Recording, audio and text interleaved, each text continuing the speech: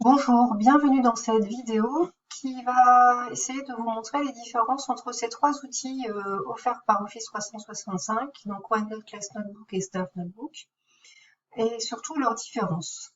On essaiera peut-être de parler de leur création. Alors, en ce qui concerne ces outils, vous les trouvez ici. Quand vous allez sur Office 365 et vous cliquez sur cet onglet, vous avez accès à toute la liste des outils possibles. Et vous voyez ici dans la même couleur OneNote, Class Notebook et Staff Notebook. OneNote, c'est un classeur numérique simple, mais c'est aussi une application qui permet d'ouvrir les deux autres. Donc, c'est pour ça qu'on confond souvent les deux noms. Class Notebook, ce sera un outil OneNote, mais partagé avec des étudiants, des apprenants. Staff Notebook, c'est plutôt à destination des collègues. Alors, si d'abord je vous présente OneNote, c'est pour que vous compreniez bien l'utilité. C'est un outil numérique, en fait, qui ressemble à un classeur physique, c'est-à-dire qui est constitué d'onglets, de sous-onglets, etc. Alors, je vais vous montrer comment ça se présente. Ici, vous imaginez que c'est la tranche d'un classeur qui est rangé sur son étagère. Et puis, vous allez en chercher un, donc par exemple celui-ci. Et puis ici, vous avez l'organisation que vous voulez ou pas, en onglet, en sous-onglet, etc. Alors, il faut imaginer que cette partie-là n'existe pas dans un OneNote classique, parce que là, j'ai ouvert un Class Notebook justement. Mais pour que vous compreniez, vous voyez qu'on peut avoir des onglets, des sous-onglets et y mettre des choses. Alors, c'est quoi la différence entre un OneNote, classeur numérique, et un OneDrive? Parce qu'au final, on y fait la même chose. Eh bien, la différence, c'est que vous avez un aperçu des ressources que vous y mettez. Ici, par exemple, j'ai une vidéo. Dans un OneDrive, vous auriez que le lien, vous ne sauriez pas à quoi ça ressemble. Ah oui, d'accord, c'est celle-là. Ici, Geniali, c'est lequel? Je ne me souviens plus. Ah oui, c'est sur l'atome. Ici, le poli de cours, vous avez tout de suite accès au visuel de ce poli de cours. Même chose pour les vidéos et ainsi de suite. Donc, vous voyez que l'intérêt, il est surtout là. En plus d'offrir un rangement de vos ressources, vous avez un aperçu. Autre chose, vous pouvez y insérer des choses sympas comme un petit son. Si je veux ici ajouter un commentaire pour que les élèves sachent ce qu'ils doivent faire de cette vidéo, je pourrais le faire.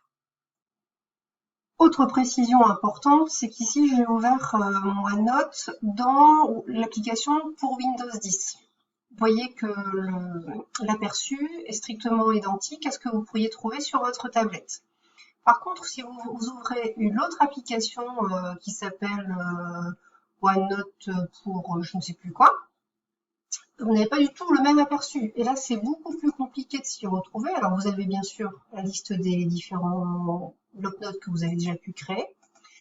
Mais l'organisation, elle est différente. Ici, la physique-chimie, il faut que je l'ouvre. Et vous voyez que ma vidéo, c'est pas sorcier, mon génial, etc. se trouve ici sur le côté. Donc faites bien attention d'ouvrir l'application OneNote for Windows 10 parce que vous aurez un aperçu qui sera beaucoup plus ressemblant à ce que vous aurez sur votre tablette, vous serez moins perdu. Bon, ça c'était quelque chose d'important.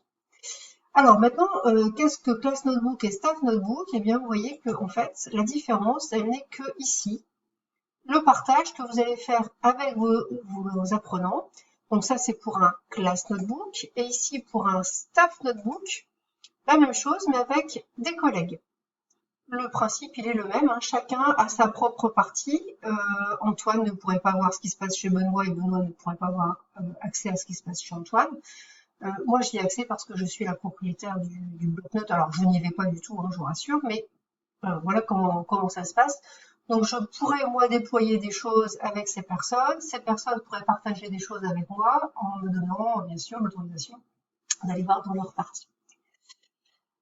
D'autres choses dont je n'ai pas parlé dans ce Class Notebook, dont je vais revenir en arrière, mais ce serait vrai aussi dans le Staff Notebook, c'est qu'il existe cet espace de collaboration qui est possible entre les élèves, c'est-à-dire que dans cette partie, les élèves peuvent travailler simultanément sur un même espace et donc partager des ressources.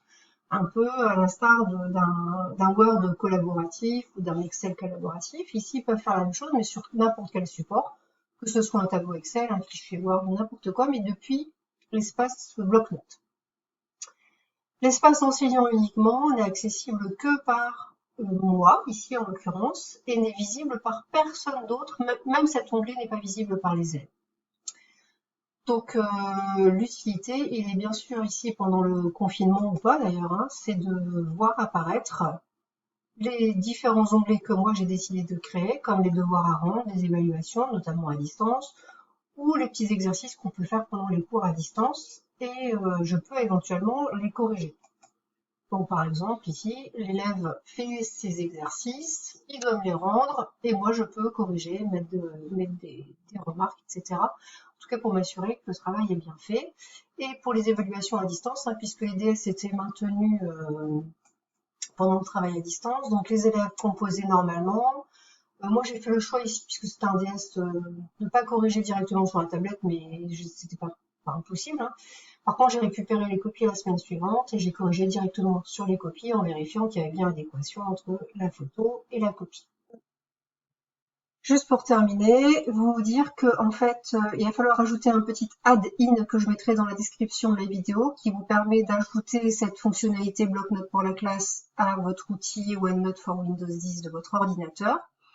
Ça vous permet du coup de déployer un certain nombre de choses au niveau des élèves et d'ajouter les collègues que vous souhaitez faire participer à votre bloc-notes ou les étudiants que vous voulez rajouter.